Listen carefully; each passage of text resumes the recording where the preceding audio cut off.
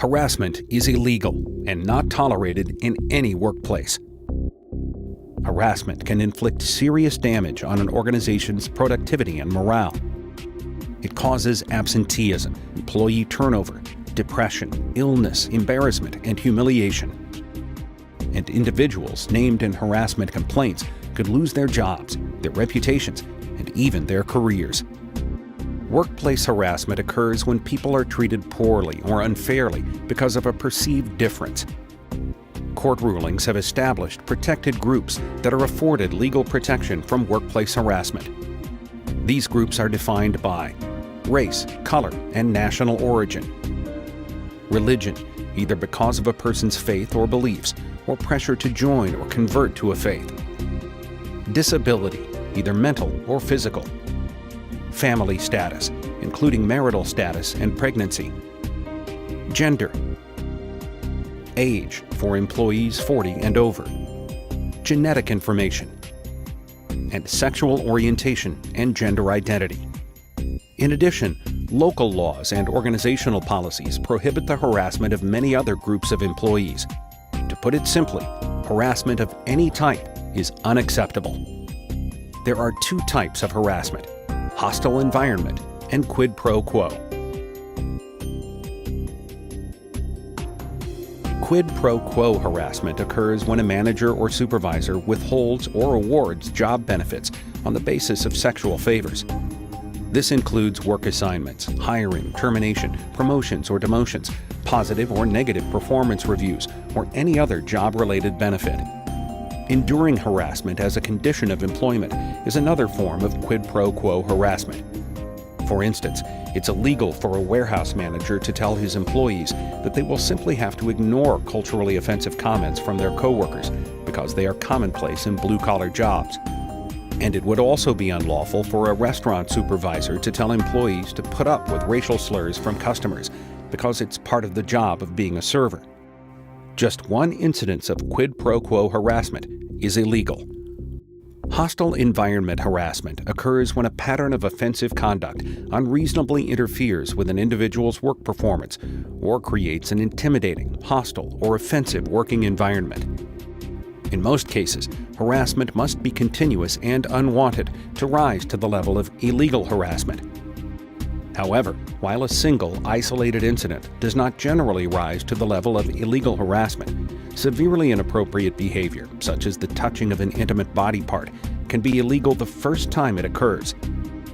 Inappropriate conduct can create a hostile work environment even if it's not directly targeted at the person making the harassment complaint. Harassment doesn't just happen between coworkers.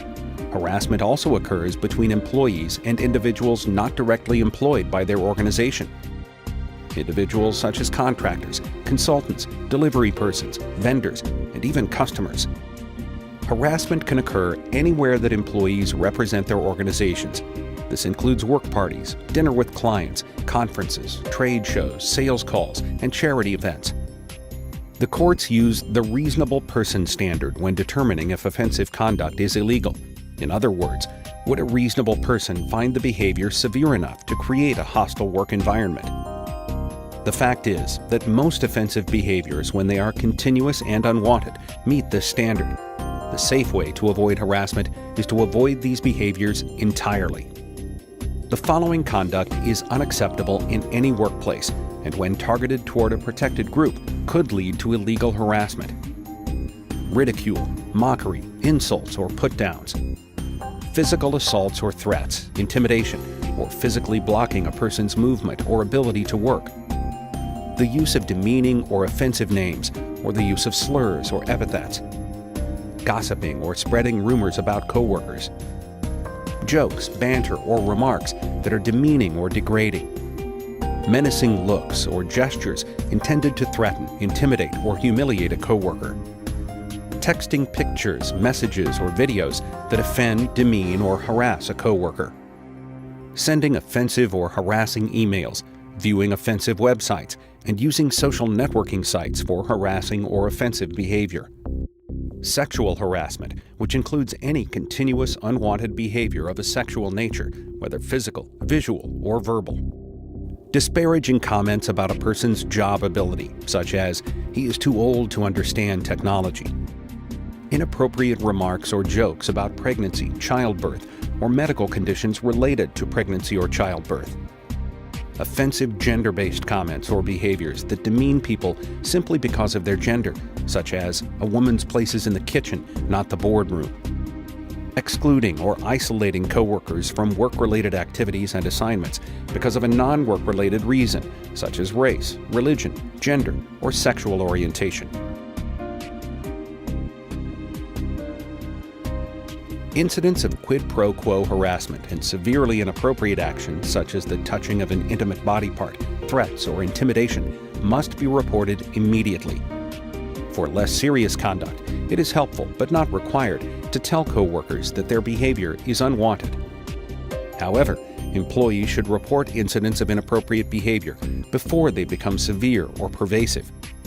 Although some information must be divulged in the process of investigating complaints, confidentiality is guaranteed to the greatest extent possible. It is illegal to retaliate against employees for making or participating in a harassment complaint. This means that managers and employers cannot punish or discipline employees for filing or participating in a harassment complaint. Likewise, non-management employees cannot bully, harass, intimidate, or threaten coworkers for participating in a harassment complaint. Even if the complaint is found to be without merit, the participants are protected if they had a good faith belief that harassment occurred. Harassment has consequences. Both harassment and retaliation can result in disciplinary actions, including written warnings, suspension, demotion, and termination. Harassment charges often affect future career advancement and may even hamper the ability to be hired by another organization. The loss of personal reputation and trust with coworkers, friends, and family can be devastating and life-altering.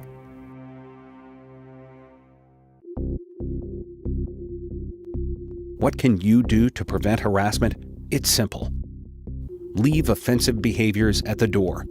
Treat everyone with respect. And speak up when you see harassment.